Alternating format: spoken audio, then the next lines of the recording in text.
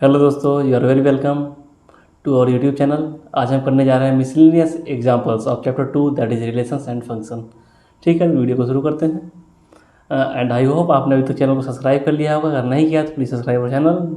ठीक है, देखिए जो यहाँ आपने पहला एग्जाम्पल लिया हुआ है उसमें there is a function given from real number to real number.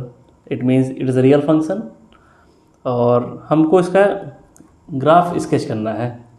तो ग्राफ स्केच करने के लिए इट्स वेरी सिंपल। आपको कुछ पॉइंट्स ले लेने हैं और उस पॉइंट्स पे एफ एक्स की वैल्यू निकाल के उनको कोऑर्डिनेट सिस्टम पे रख देना है and you will find out the graph. तो शुरू करते हैं। देखिए फंक्शन की value at 0 it will be 0 + 10 10 F1 पे 1 + 10 = 11 2 पे 2 + 10 = 12। अब देख लेते हैं नेगेटिव साइड सम वैल्यूज लेके। -1 पे -1 + 10 = 9 -2 पे -2 + 10 = 8। We have now some ordered pairs that is x यहाँ पे 0 है और f 10 है, यहाँ x 1 है, f 11 है, यहाँ x 2 है, f 12 है, यहाँ x -1 है, f 9 है, यहाँ पे x -2 है एंड f 8 है। ठीक है, तो इन पॉइंट्स को हम कोऑर्डिनेट सिस्टम पे दिखाएंगे। Then we will draw a graph by joining these points. Okay, इसलिए मैं इसको ड्रॉ कर रहा हूँ 0, 10 पे 0 पे 0 यहाँ पे है और y एक्सिस में 10 यहाँ पे है। देन और point will be this is the point. अगला है 1 11। हम राइट साइड मूव करेंगे 1 11 11 यहाँ पे आएगा this point. Then 2 12 this is the point. उसके बाद -1 9 तो हम नेगेटिव साइड जाएंगे -1 9 it will B at the centre, यहाँ पे आएगा। -2 8 तो यहाँ पे आ जाएगा। Okay, now we will join these points and you will get the graph. चलिए इसको ड्रॉ करते हैं। इन पॉइंट्स को ऐड करेंगे तो और graph will be like this is the graph of F X = x + 10। Okay, this is a simple way. अभी तो आपको ऐसे ही ड्रॉ करना है। अगर आपको पॉइंट्स निकाल लेने हैं, उन पॉइंट्स को कोऑर्डिनेट सिस्टम पे दिखा देना है, फिर उन पॉइंट्स को ज्वाइन कर देना है और ग्राफ मिल जाएगा। अभी के लिए इतना ही है। ठीक है, चलिए बढ़ते हैं आगे।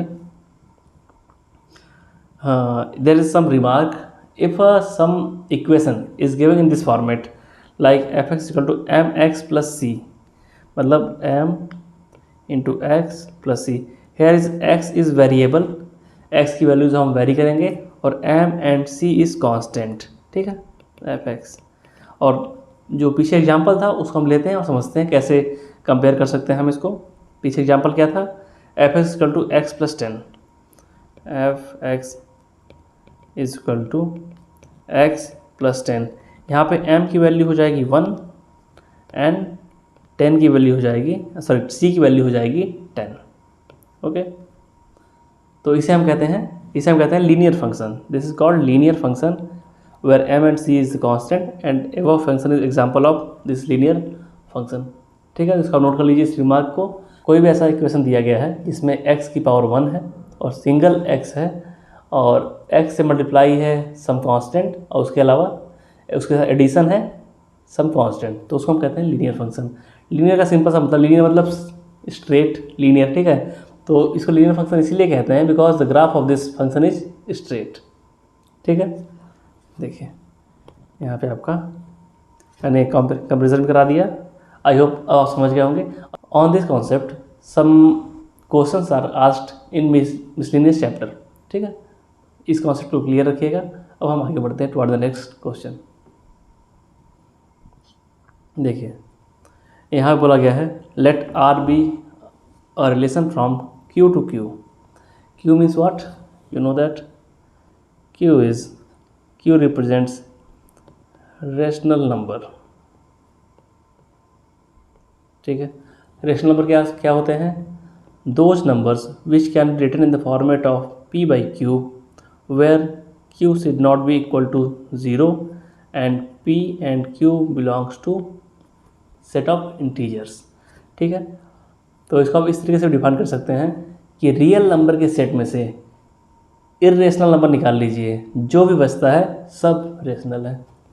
देखिए यहाँ पर चलिए 5/2 भी रेशनल है, 5/1 भी रेशनल है, इट मीन्स 5 भी रेशनल है। सारे इंटीजर्स जो होते हैं रेशनल नंबर होते हैं, इसलिए जो इंटीजर्स को रेशनल नंबर का सबसेट कहा जाता है। ठीक है, चलिए इस क्वेश्चन में बढ़ते हैं। These are the extra knowledge, you can note it down if you want. वैसे मैंने चैप्टर 1 में बहुत ही अच्छे से बहुत ही डिटेल वे में समझाया हुआ है इन चीज़ों को। चलिए क्वेश्चन पर कंसंट्रेट करते हैं। क्वेश्चन क्या दिया गया है? Here is the relation that is in the set of all ordered pairs whose elements are a and b. It is said here that a and b belongs to set of rational numbers and a and b का difference जो है वो belong करता है set of integers से। ठीक है, उसके बाद हमें शो करना है कि जो यहाँ देखिए कन्फ्यूज मत हो जाएगा, यहाँ जो r दिया गया है it is not a real number, it is not a real number, इससे कन्फ्यूज मत होइएगा। It represents this r represents relation. Okay, this R does not represent real number. ठीक है ना, यहाँ बोला गया है हमको ये प्रूव करना है कि जो ये दिया गया है ए इट बिलोंग्स टू रिलेशन। तो रिलेशन की क्या क्राइटेरियाज हैं? For element for ordered pair जिसको रिलेशन में फिट होना है उसके लिए क्या कंडीशन है? पहली बात तो element should belongs to set of rational number, और दूसरी कंडीशन है उसका डिफरेंस भी बिलोंग करना चाहिए सेट ऑफ इंटीजर से। तो यहाँ क्या दिया गया है? a, a। ठीक है, अब a में से a को हटाएंगे तो क्या आएगा? 0। It belongs to set of integers. ठीक है, अब सेट ऑफ इंटीजर से बिलोंग कर रहा है तो जो रिलेशन की कंडीशन है वो सेटिस्फाई कर गया। Hence we can say that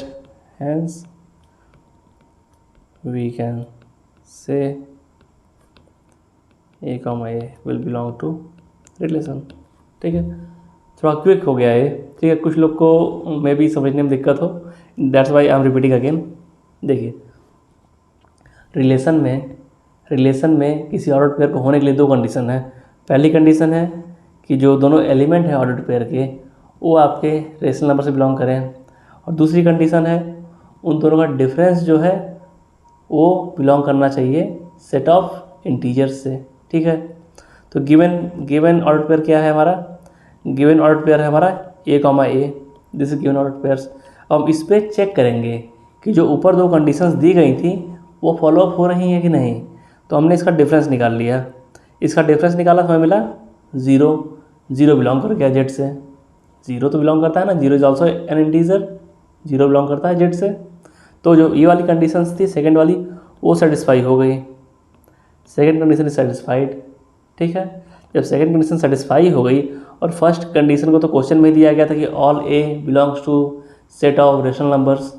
ठीक है, अब दोनों कंडीशन जब सेटिस्फाई हो गई है, दोनों कंडीशंस, तो we can say that this ordered pair which contains elements A and A should belong to relation. ठीक है, रिलेशन से बिलोंग करेगा।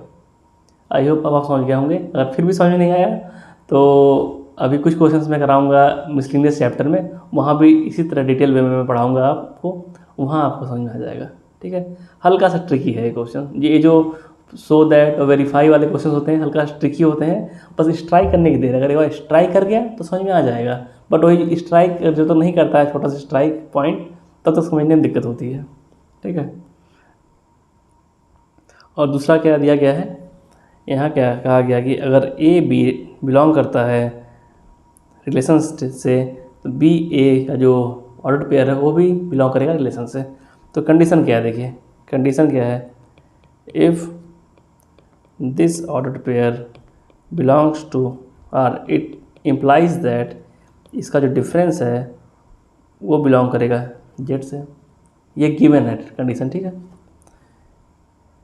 अगर हम b माइनस ए निकालने जाएँ, अगर a माइनस बी आपका इंटीजर आ रहा है, मान लीजिए a को 2 मान लीजिए, b को 3 मान लीजिए, अगर 2 - 3 -1 है तो 3 - 2 क्या होगा, 1 हो जाएगा। ये भी इंटीजर से बिलोंग करता है, ये भी इंटीजर से बिलोंग करता है।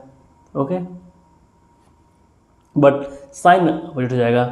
अगर a - b नेगेटिव है तो b - a पॉजिटिव हो जाएगा, और a - b अगर पॉजिटिव है तो b - a नेगेटिव हो जाएगा। ठीक है, बट रहेगा वो भी इंटीजर ही, तो it will also belong to z since a - b belongs to z। ठीक है, hence we can just directly say that b, a will belong to relation। ये प्रूव हो गया। मैं इसको दोबारा समझाऊंगा क्योंकि मैं जानता हूँ इसको समझने में दिक्कत होती है, दीज थिंग्स को। ये बहुत ही छोटे पॉइंट्स हैं, बट इट डिपेंड्स ऑन कि कब स्ट्राइक करेगा आपको।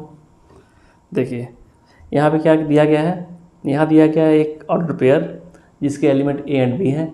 इसको बोला गया कि ये बिलोंग कर रहा है रिलेशन से। ठीक है, अगर ये रिलेशन से बिलोंग कर रहा है तो क्या निकल के आएगा, रिलेशन से बिलोंग करने के लिए क्या कंडीशन थी कि जो एलिमेंट्स का डिफरेंस है वो बिलोंग करना चाहिए इंटीजर से।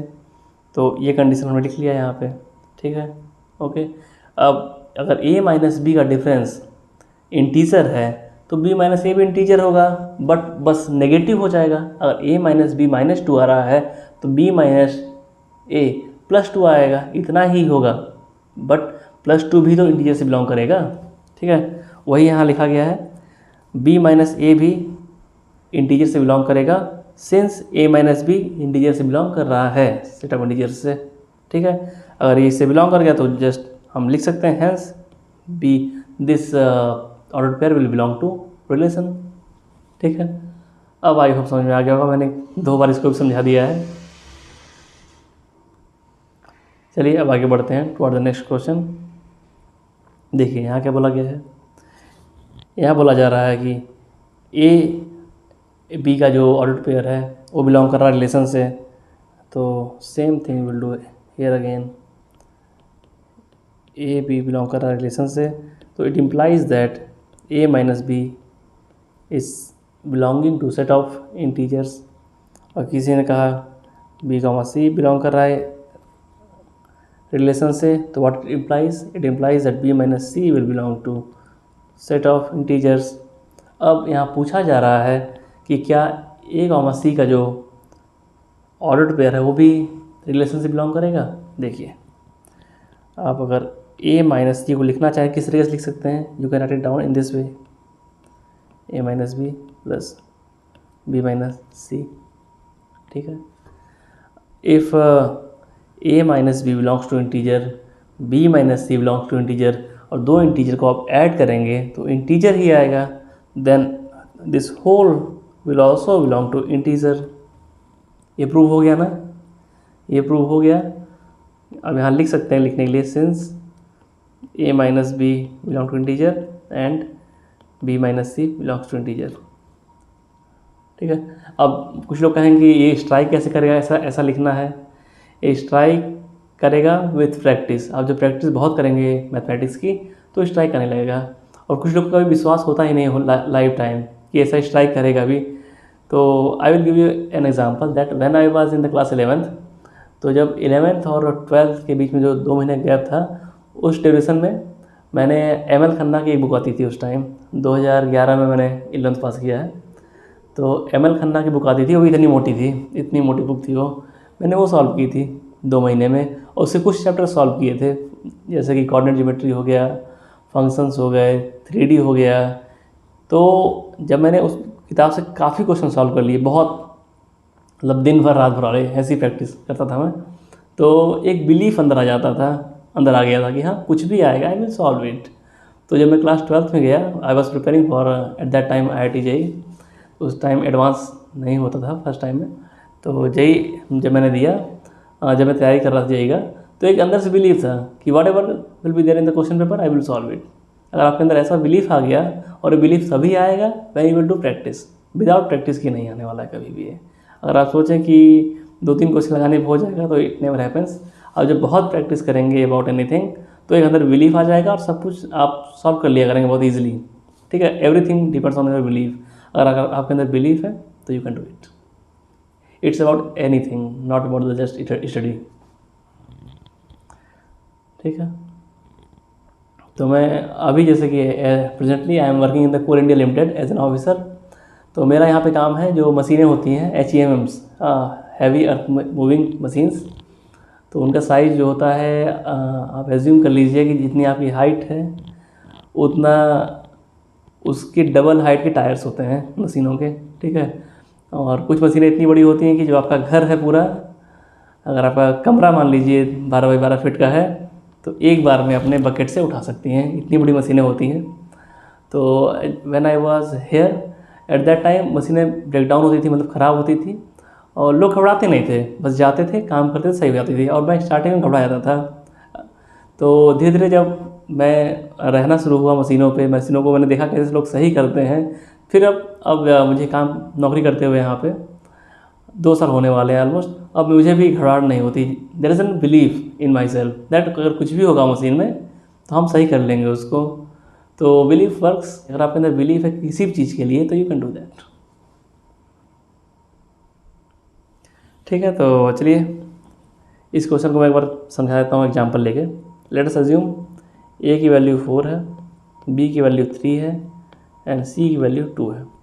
तो अगर आप A माइनस बी निकालेंगे तो ये 1 आने वाला है, B माइनस सी निकालेंगे तो 1 आने वाला है। 1 बिलोंग करेगा Z से। वही भी कुछ और लेते हैं क्योंकि यहाँ कॉमन हो गया, तो कुछ लोग कहेंगे कि बहुत ईजी एग्जाम्पल ले लिया गया है। Here we can take 8, here 3, here 2। ठीक, अब सही है। A माइनस बी आपका आएगा 5, B माइनस सी आपका आएगा 1 एंड A माइनस सी आएगा 6। अगर देखिए A माइनस बी 5 आया है, वो बिलोंग करेगा सेट ऑफ इंटीजर से, तो B माइनस सी जो 1 आया वो भी बिलोंग कर रहा है सेट ऑफ इंटीजर से।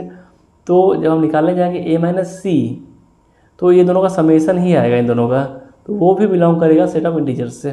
वही यहाँ पे लिखा गया है, हेयर इट इज़ रिटन। ठीक है, 2 इंटीजर्स अगर को ऐड करेंगे तो इंटीजर ही आने वाला है, 2 इंटीजर को ऐड करने पे, तो वो इंटीजर से बिलोंग करेगा। Okay, hence A C belongs to set of real numbers. Okay, this is the answer. This is basically proof, not answer. ये प्रूव हो गया है, you can note it down. ठीक है, और जो एक्सरसाइज से पहले एग्जाम्पल्स दिए रहते हैं उसको आप सॉल्व कीजिए। That will be too much helpful when you will solve the miscellaneous questions, because वहीं से आपको कॉन्फिडेंस आने वाला है। अदरवाइज़ अगर आप बस जो पीछे एक्सरसाइजेस की हैं आपने, तो उससे डायरेक्ट जंप कर जाएंगे to on the miscellaneous exercise, then there will be some difficulties, and आपके अंदर जो एक विश्वास पैदा हुआ हो कि हाँ मैं जानता हूँ about the relations and function, उसमें थोड़ा डाउट आना शुरू हो जाएगा। That's why try some miscellaneous questions और एक्सरसाइज। अगर कहीं समझने में दिक्कत हो तो वीडियो देखिए, आफ्टर दैट आप जाइए after that you go on the miscellaneous exercise. Okay, चलिए अगला क्वेश्चन ट्राई करते हैं। यहाँ बोला गया है, here it said that function दिया गया है, फंक्शन में सम एलिमेंट सेट दिया गया है बेसिकली फंक्शन का। यहाँ बोल दिया गया it is a linear function from Z to Z, then find f(x). तो लीनियर फंक्शन की डेफिनेशन क्या थी, ऊपर पढ़ाया गया था आपको, it is mx plus c। हमको फाइंड आउट क्या करना है, m and c। x is a variable, जो तो m और c जो कांस्टेंट है उसको फाइंड आउट कर लेते हैं। और यहाँ पे 4 पॉइंट्स दिए गए हैं, 4 पॉइंट्स दिए गए हैं, उसको अगर आप सॉल्व कर लेंगे तो mx मिल जाएगा आपको। चलिए 1, 1 पॉइंट ले लेते हैं और इसकी वैल्यू पुटअप करते हैं। यहाँ हमने 1 पुट किया, f(x) की वैल्यू यहाँ 1 है ना, और x भी 1 है, then here be m and c। अब दूसरा पॉइंट लेते हैं 2, 3। अब यहाँ पे देखिए 3 आ रहा है फाइनल, x की value 2 then 2m plus c। अगर इसको आप सॉल्व करने जाएंगे, सॉल्व कैसे करेंगे आप, just multiply it by 2, then you will get 2 is equal to 2m plus 2c, 3 is equal to 2m plus c। यहाँ आप सॉल्व करने जाएंगे, then you will get that here it is -1, here c की value -1 आ गई है। और आप पहले इक्वेशन में पुटअप करेंगे तो m की वैल्यू आ जाएगी 2।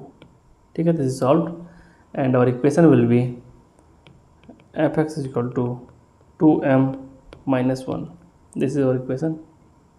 देखिए एक तो तरीका ये है सॉल्व करने का, ठीक है। जो नया नया बच्चा होगा, जो नया नया इस टॉपिक को पढ़ रहा होगा तो ऐसे सॉल्व करेगा, बट जो एक्सपर्ट होंगे, जिन्होंने बहुत प्रैक्टिस की होगी, they will just find out a trick. यहाँ देखिए एफ की वैल्यू 0 दी गई है, एफ की वैल्यू 0 दी गई है ना। अब एफ ये वाला हमने इन दोनों को यूज़ करके निकाला एम एंड सी की वैल्यू। अब जो तेज आदमी होगा, जिसने प्रैक्टिस की होगी, उसी को आइडिया लगेगा कि यहाँ देखिए यहाँ एक 0 है, he will just put that order pair, ठीक है, और वो इससे सॉल्व करेगा। वो पहले इसको यहाँ देखिए, this is solution, this is completed, और ये भी एक सॉल्यूशन है। देखिए ही विल पिक 0, -1 और इसकी वैल्यू पुट कर देगा। आपका जो फंक्शन दिया गया, फंक्शन होता है लीनियर फंक्शन, उसमें तो एफ एक्स की वैल्यू दी गई है -1, एक्स की वैल्यू 0 पुट कर देगा तो m इंटू 0 प्लस सी। देखिए सी फाइनल, सी डायरेक्टली निकल के आ गया -1। ओके, जो हमने यहाँ इतनी कैलकुलेशंस की थी वो करना ही नहीं पड़ा कुछ, सी निकल के आ गया -1। अब वो दूसरी वैल्यू पकड़ लेगा जो सबसे इजी होगी 1, 1। अब इसको पुट कर देगा, f की जगह 1 m, x की जगह 1 प्लस सी। अब हमें c का तो पता है, c का -1, then we will find there m is equal to 2। our equation will be 2m - 1। This is solved. देखिए दोनों ही जो सॉल्यूशन है सही है, दोनों में मेथड सही है, दोनों के आंसर सही है और प्रोसीजर भी सही है, ठीक है। बट किसी को प्रैक्टिस अच्छी खासी है तो वो अलग पॉइंट्स यूज कर लेगा सॉल्व करने के लिए, और किसी को प्रैक्टिस कम है या स्टार्टिंग पॉइंट पे है तो वो अलग मेथड चूज कर लेगा और वो इस तरीके से जाएगा, और जिसको प्रैक्टिस अच्छी होगी वो इस तरीके से जाएगा, ठीक है। यही होती है प्रैक्टिस की value. If you do practice, आपको यही सब चीज़ें पता चलती हैं। It saves your time, valuable time whenever you sit in the exams और in the competitive exams like JEE advance और जेई मेंस। वहाँ बहुत टाइम बचाता है ये सब, आपकी प्रैक्टिस से बहुत सारा टाइम बचने वाला है, ठीक है। Now let us move toward the next question. यहाँ पे देखिए हमको फंक्शन का, आई होप आपने नोट कर लिया होगा, आप नोट कर लीजिए इसको। You can take the screenshot of this. अब आगे बढ़ते हैं, let us move toward the next question. यहाँ पे हमको डोमेन बताना है ऑफ दिस फंक्शन। तो आपने देखते ही पहचान लिया होगा कुछ लोगों ने, this function is written in this format. ऊपर देखिए एक्स का फंक्शन है और नीचे भी एक एक्स का फंक्शन है, ठीक है। इसको आप लिख सकते हैं इन दिस फॉर्मेट gx/h(x). बेसिकली जो एफ एक्स है वो हो जाएगा रेशनल फंक्शन। मैंने पिछले ही लेक्चर में आपको बहुत डिटेल में ये सब फंक्शंस पढ़ाए थे। अगर आपने वो वीडियो नहीं देखा प्लीज़ जाके देखिए, because it will improve your knowledge a lot, ठीक है। ज़रूर देखिएगा क्योंकि वही बेसिक है फंक्शन का। फंक्शन कितना इंपॉर्टेंट है I can't explain you at this moment, और आप समझ भी नहीं पाएंगे कितना इंपॉर्टेंट है, because you are at the initial point of the function. पूरी जो मैथमेटिक्स है, पूरी mathematics, it depends on the function, how much you know it. Okay, आप 11th में रहें, 12th में रहें, ग्रेजुएशन करें, पोस्ट ग्रेजुएशन करें, डॉक्टरेट करें, पोस्ट डॉक करें, कुछ भी करें, अगर आप मैथमेटिक्स के साथ इन्वॉल्व हैं तो फंक्शन वहाँ रहेगा, ठीक है। देखिए यहाँ पे रेशनल फंक्शन है, और रेशनल फंक्शन में एक ही बात कही गई थी कि जो डिनोमिनेटर है उसकी वैल्यू 0 नहीं होनी चाहिए। ये बात रेशनल नंबर में भी कही गई थी कि डिनोमिनेटर 0 नहीं होना चाहिए। ये बात रेशनल फंक्शन में भी कही गई कि डिनोमिनेटर 0 नहीं होना चाहिए। तो यहाँ पे कंडीशन क्या है, x² - 5x + 4 should not be equal to 0, ठीक है। इसमें x की कोई भी वैल्यू रख सकते हैं, ठीक है, बट x की बस वही वैल्यूज नहीं रखेंगे जहाँ पे डिनोमिनेटर 0 हो जा रहा हो। तो बस वही वैल्यू निकाल लेते हैं जहाँ पे डिनोमिनेटर 0 हो रहा हो। चलिए इसको लिख सकते हैं -4x - x। क्वाड्रेटिक इक्वेशन तो आप लोग सॉल्व कर लेते होंगे, इतना तो उम्मीद कर रहा हूँ मैं। x कॉमन लेंगे, x - 4, यहाँ -1 कॉमन लेंगे, x - 4, यहाँ x-4 कॉमन ले लेंगे और x-1 आ जाएगा। इसको सॉल्व करने पर क्या आएगा, x should not be equal to 4 and x should not be equal to 1। तो आपका डोमेन क्या हो जाएगा, domain will be simply set of all real numbers except 1 and 4. This is the answer. Okay, बस जो डिनोमिनेटर है, बस जो डिनोमिनेटर है वो जीरो नहीं होना चाहिए, बस इतना ही ध्यान रखना है आपको। ठीक है, अब आगे बढ़ते हैं टुवर्ड द नेक्स्ट क्वेश्चन। यहाँ पे एक फंक्शन दिया गया है, यहाँ पे एक फंक्शन दिया गया है, हमको उसका ग्राफ को स्केच करना है अगेन। तो again will do the same thing, will pick some points और उस पॉइंट्स पे फंक्शन की वैल्यूज़ निकालेंगे और जो ऑर्डर पेयर निकलेगा उन ऑर्डर पेयर्स को कोऑर्डिनेट सिस्टम पे रखेंगे और उन पॉइंट्स को ऐड कर दें ज्वाइन कर देंगे। तो जो कुछ भी निकल के आएगा that will be the graph. देखिए यहाँ पे फंक्शन को 3 हिस्सों डिवाइड किया गया है। पहला x लेस देन 0, दूसरा 0 पे और तीसरा x ग्रेटर देन 0। ठीक है, तो here we will start it. चलिए शुरू करते हैं।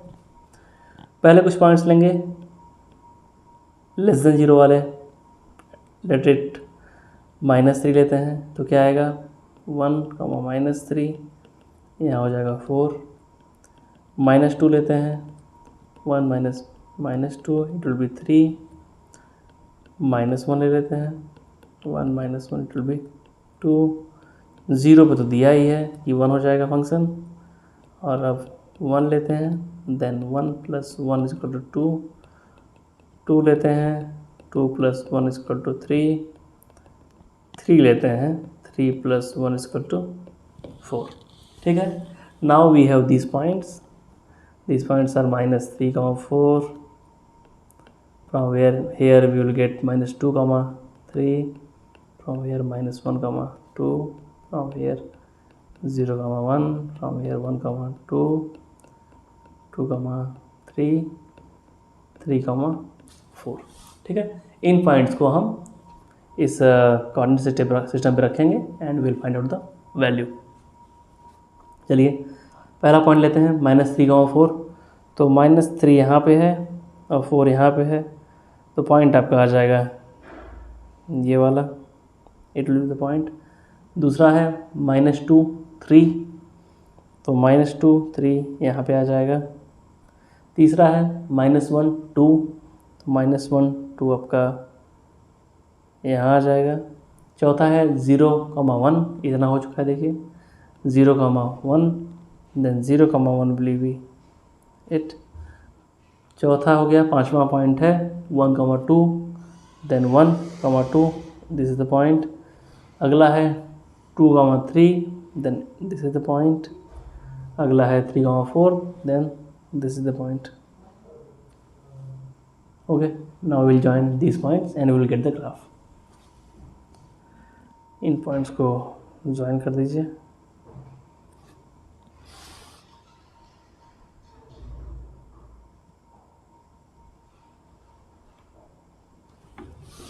ठीक है, अब हम लिख देंगे ग्राफ कहाँ से कहाँ तक किसका है। जो x लेस देन 0 था, इस तरफ इट इज़ 1 - x, f(x) = और इस तरफ है f(x) = 1 + x। ठीक है, this is the whole graph you can get. तो आई होप आपको समझ में आया होगा, और आपको कहीं भी कन्फ्यूज़न है you can just ask me in the comment section. I will make a video for those confusions.